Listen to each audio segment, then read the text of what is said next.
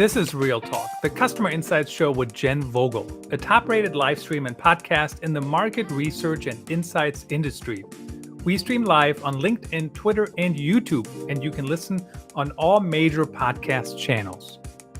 Join Jenn and her guests for a weekly discussion around topics that will help you understand your customers better. Real Talk is presented to you by VoxPopMe, the leader in video research and ranked number 1 in qualitative research by Grit 2 years running. Here's today's conversation. Hello, insights professionals, marketers, and everyone who wants to understand their customers better. I'm Jenn Vogel, and today I want to talk about customer experience and how companies can improve their CX programs. To discuss the topic, I'm joined by Dennis Wakabayashi. Dennis is a global voice of CX, a connector of people and resources to transform business, author, and keynote speaker. Welcome to the show, Dennis.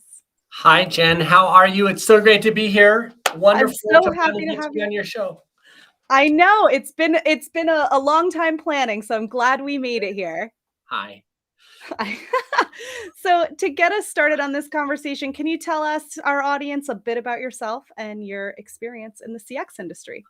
Sure. It's always awkward when you have to talk about yourself. You know, I've been in the advertising and marketing industry for 30 or so years. I started out on the advertising side of things, and I worked on the brand side of things. Eventually, I got interested in a little topic we all know and love is customer experience. Since then, about 5 years ago, I've spent the last part of my life just seeking out interesting customer experience stories, ideas, innovations.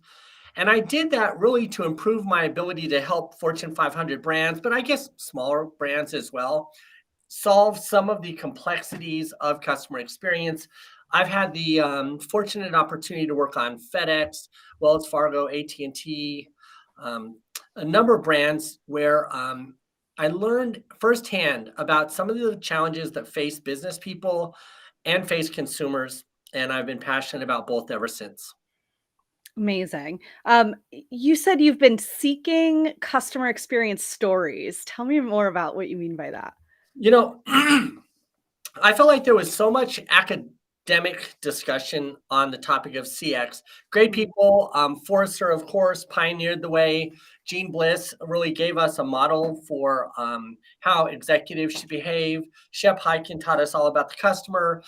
Dan Gingiss brought sort of this social reasoning to our community conversations in the context of CX. All these people were doing these great things. And I got fascinated by the people. So I started going to the events. And then I started investigating, I guess, or educating myself about brands. I was brought into brands to learn more about them. And just recently, I was asked by Expo 2020 Dubai to come to Dubai and learn about literally the greatest experiences on earth. And that's a tall statement for sure. But when you get there and you see that they've built a sustainable city of the future, the mindset is entirely different around customer experience. It's almost been forced to evolve the practice of customer experience management. It's been forced to evolve under this accelerated innovation event that brings together cultures, entertainment, business, all of these things together to create not just giant epic experiences, but down to the most minute detail. That complexity really is a story that intrigued me, and I was really happy to experience, no pun intended, but that kind of illustrates how I got into and why I like finding the stories of CX. Amazing. I love what you just said. It's not just the epic experiences, but the minute details really matter too, and can really make a difference in a customer experience. Jen, there are some of the things like experiences that we don't think about. In this epic city of Expo 2020 Dubai, which will be later called District 2020, a city of the future, they thought about these giant epic events, but even down to the architecture and how much breeze would come through during the season in between each building. These were the kinds of things that they were able to think about. It's really smart. Like the stuff that people don't notice consciously, but it makes a big difference, right? 100%. And so why is customer experience so top of mind right now for so many businesses? I think that Okay, I think the reason is in 2013. So customer experience as a discipline has been around since 1994 or so. It took us until 2015 to get a book by Gene Bliss to tell us about how we should all act as corporate people in the context of CX. But it wasn't even until shortly thereafter that the mobile phone became this rich source of data and consumer behavior. And when we had the consumer behavior at scale in the context of our economies, our businesses started to pay attention to that because there was recognized new efficiencies, certainly from revenue and dollars, but also there was a chance for us to learn more about customers and serve them better. Yeah, that's really interesting. So a lot of it comes from just our access to that data, as opposed to, you know, the desire to improve the experience itself. Yes. That's so interesting. I mean, we talk about that a lot with all of the guests on the show. Like, there is no shortage of data out there about customers. We keep getting, more and more, right? Like, social media becomes a thing, and all of a sudden, we've got all this social media data. We see what people are talking about online. We've got online purchases that are happening. Like you mentioned, they've got smartphones, and there's all this data there. So, being able to make sense of that and bring it all together, it's no longer about running surveys to answer questions. Like, that's a part of a bigger whole, but it's no longer the only way to get a sense for what people are doing, and make business decisions based on that. So it's a big challenge for companies to pull all that together and do something really meaningful with it. And Jen, can I share with you something that I learned from Al Sharugi? She Yeah. is in charge of the virtual experience of Expo. She is a student and she's a studier of human behavior. And she taught me something about customer experience that I had never thought of. It stunned me. It shook me while I was there interviewing her. And she was describing this new perception of experiences that maybe data doesn't quite get to. And Mm. here was the idea. When you have an experience and a mother goes into that experience with their child, and the mother and child come to this experience, when they leave after, there's some part of what's happening to them at that moment in time and place that changes them both forever, but also makes them similar in a certain way. And in that way, you then begin to ask yourselves not just what are the behaviors that drive us to these experiences, what are the experience, who are we, who is our persona post experience, but what are the shared experiences like when we combine multiple people in a place and time to have something happen to us that moves us emotionally or intellectually or financially. I'm loving this. I have to share. So I just got back from Disney World with my 6-year-old. He turned 6 on the day that we were at the Magic Kingdom. And like, exactly as you're describing, like, the Yes. experience of being at Disney, right? Like, I've been there a lot. I went as a kid. I had a different experience as a kid than I do as a mom, and having that, like, if I went there by myself today and went on Space Mountain, I would have my own experience, and that would, change me in some way. I may be, like you describe, a different person after the experience than I was before. But experiencing that with my son, with other family members, like, that collective experience, uh, is different, right? It's different than just me experiencing something on my own. So, like, I'm like hearing what you're saying and so relating to it right now, given what I've just come back from, but it's so true. Yes. So since we're nerding out, Yeah, let's do it. here was what was going through my mind as I was learning about this. We start with personas to get down to a personalized experience. And we do that and we think personalization is the end. But as we know, it's inherent in the CX human-centered design process to be iterative. And I guess it didn't occur to me until Ala Ashurgi said what she did, that we start as personas. We go into the personal experience at Magic Kingdom on that ride, in that seat, but we emerge part of a new persona or a new target set of people who've been on that ride.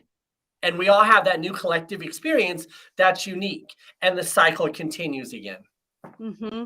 Yeah, for sure. So this creates a challenge for businesses because now all of a sudden, we used to be able to just focus on personas and personalization. Now we have to keep in mind that those are going to change like at every moment. Right. And I think that we've seen a lot of evidence of that too over the last couple of years. Like our experiences have been very unique to maybe what our life experiences were prior to pandemic and all the things happening in the world today. So, how do companies stay on top of that? How do you have a customer experience program that's equipped to be iterative in that way? So, Jen, you bring up some very interesting points, because what if we consider that the most important experience is the one that customers or human beings share? That it's no longer about changing each person's behavior to our own ends, to our own models, but what if it's about being creative and innovative and inspiring for the purpose of what customers or humans take outwardly from that experience instead of what happens to them when they arrive? What if we redefine some of our strategies and tactics to account for the opportunity for something new that we didn't count on, that we didn't plan for, but we knew would have a certain good intention? What if that were one of the fundamental elements that we built into our journey maps? I don't know. I'm getting really weird right now. No, I like it. So meta. As you're talking about it, I was going to ask, how do companies go about improving experiences? But is it not so much about improving the experience in the moment and actually thinking about the outcome of having had that experience? What do we want people to leave feeling like, or, do next, as opposed to experience in the moment? Is that really the future of improving customer experience? Thank you for bringing it back to reality. To sum up what you said in much clearer terms, maybe we just simply say, instead of in our normal practices of mapping what customers are thinking, feeling, doing, maybe we add another box that says becoming. I don't know. I love this. I love this so much as a marketer who's thinking about jobs to be done and customer journey mapping. Doing, thinking, feeling is constantly cycling in my brain. So becoming is, I love that. It's really, it's a really good idea. On Jenn Vogel's show, if this makes it into the lexicon, you know exactly that you were the catalyst for it all. We're becoming something different thanks to your show. There you go. You heard it here first. Well, we are going to take a really quick break for our weekly segment with Vox Pop Me's VP of Research, Brian Monsheen. This week, he shares tips on product launches. So let's check it out.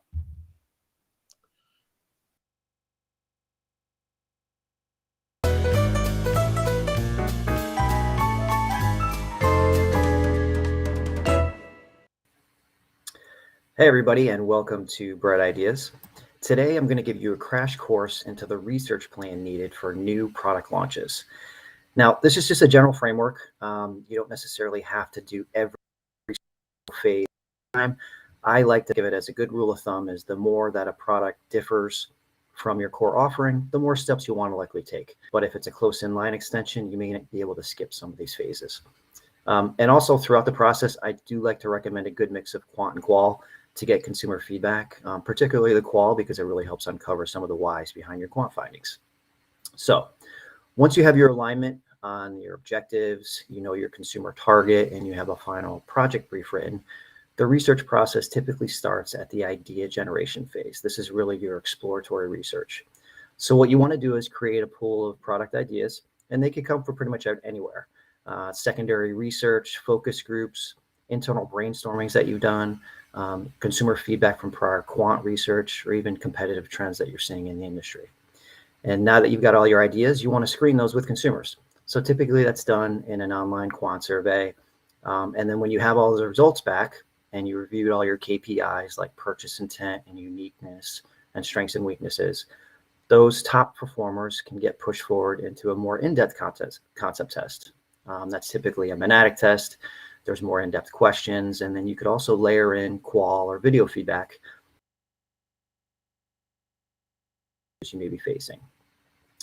So now you're in the product development and testing phase. So around this time, a product prototype typically gets developed, usually by an R&D team. And the insights team is really going to want to be heavily involved in that process to ensure the product is aligned with all those great consumer insights that you uncovered in the earlier stages. You'll then want to test these products with consumers, and that feedback will determine any modifications that need to be made and which features are most important to emphasize during the launch. And then the research in this phase can be a few different things. It could be a form of product testing. It could even be sensory taste tests if it's a consumable item. I also like to incorporate qual feedback here. I think it's a great way to have consumers help explain the benefits of the product, because you can use that to infuse into your messaging once you get into marketing and advertising. And speaking of marketing, you'll likely want to do some more research in parallel at this phase to get feedback on the other supporting components of your product. So things like advertising, pricing, and packaging. So you're now in the market testing phase. Products typically get tested in a sample market to understand sales potential prior to a full rollout.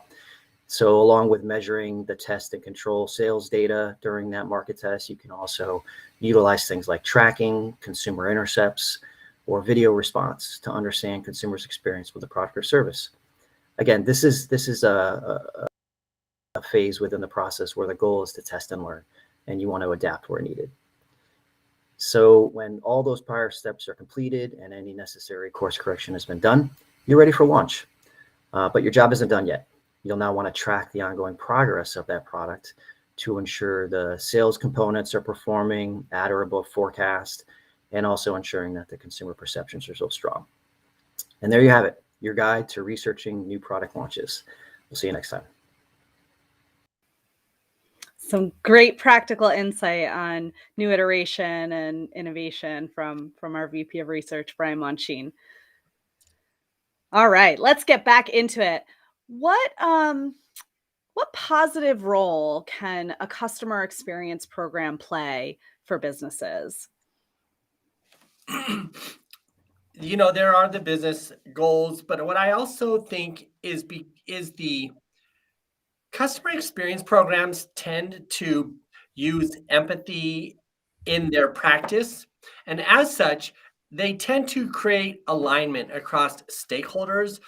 They tend to create collaboration. I had a friend, Joshua Tai, who was a fantastic CXer, still is, I guess. And he said once, I asked him, because he was extraordinarily good. I interviewed him once way back in the early part of my CX days. And I said, Joshua, if you had to tell a CEO one thing, if the CEO had low budget, but they wanted to start CX, where should they focus? And Joshua Tai said, focus on the teamwork. Teamwork doesn't cost you anything, and it reaps great results. Great teamwork is the source of good CX. And I just thought, there it is. There's the intrinsic benefit of doing CX. It improves corporate culture. Yeah, I love that. And that's sort of the theme of the week, it seems. We've got a double episode week, you guys. Thanks for tuning in yesterday if you did. Normally we don't do back to back, but that's my punishment for going on vacation. But anyways, yesterday the theme of the show, #collaboration, is what our guest Jennifer was talking about in the context of research and understanding customers, and really the importance of getting all the teams on the same page. And what you said about like empathy is really at the root of that, creating collaboration centered around empathy for the communities that you're serving or the audiences that you're targeting is only going to make for better products, better services, a stronger brand that actually speaks to the needs of your audience, and doing that collectively as one whole does really impact the culture. It really does. And collaboration, nurturing organizations, collaboration between customers, employees, the community. I think that one of the things I learned at Expo 2020 Dubai was when you can collaborate, not just people, but ideologies, um, inclusivity across different cultures, governmental practices, business practices, arts, entertainment, you get a whole new kind of collaboration that it brings people together. Collaboration isn't always about the same people in the same business or the same people with the product and service. Collaboration might be a wider opportunity that has intrinsic benefits, not just for corporations, but for humankind. Yeah, I totally agree. And so I guess like if collaboration is the first place to start, that doesn't cost you anything. What's the next step to, for a company that wants to start a program that they can then evolve? So stakeholder alignment collaboration is absolutely the first key. But then you have to get to know your customer. You have to understand the persona or the perspective of your customer, and then of course you have to go into the planning, and then you have to execute. And it's not an easy thing depending upon what size scale of transformation you want to make. Mm. And I also think I have another friend, Deba Saho. He's the head of transformation over at Fidelity. And I asked him, what's the secret to transformation? Because he's very successful. And Deba said, here's the thing about CX and transformation. It's really about going from point A to point B. And point B is so easy to rally around because it lives in the imaginations and minds of the people. But point A is where transformation happens. So maybe, Jen, I'm saying the first step might not even be collaboration. It might just be the commitment to change. That is so challenging, especially for, some long-standing businesses, right? Yeah. I think when I have conversations about transformation and innovation, it's really easy for these brand new startups, that are just emerging and rapidly growing to have that culture of transformation. But, I spoke to somebody a few weeks ago from Avon, a 160-year-old company, and the transformation's a little bit harder in that kind of environment. So that I love that commitment to change has to be the first step. Otherwise, you're never going to get to point B. When I was young, I read this little saying, and it sticks with me now in my adult career. Is people love innovation, but they hate change. It's so true. Yeah, you don't actually want to participate in it. That's too hard. Yeah. You just want to get to the other side when you've already innovated and already done something amazing. It's painful in the middle. So speaking of innovation, this show is fantastic. I just want to say, I love what you're doing and the way you're bringing it to the people.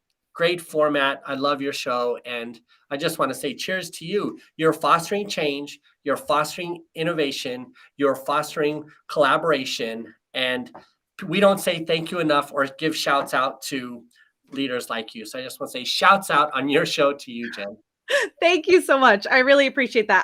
I will just say I do not do this alone. I have an army of support behind me to help make this happen. And I'll get in trouble if I name them by name. I hear you, made that mistake before. But there are people behind the curtain that are really making people behind the curtain with Jen. Thank you for everything you're doing for our community. Thank you so much. And so I guess, before we wrap up, we did talk about all the data that we have access to and understanding what people are doing and decisions they're making through, passive means. But what role does talking and listening to our customers play in making an experience better? And, what tips might you have for listening to customers better? Wow. Okay. Just from an academic sense, I would say for your audience, here's the thing that I think is important for us to pay attention to is we have tons of data from our phones. In fact, too much data from the internet and from our phones, and the algorithms are manipulating the inputs to all of our sources. So we have to consider that.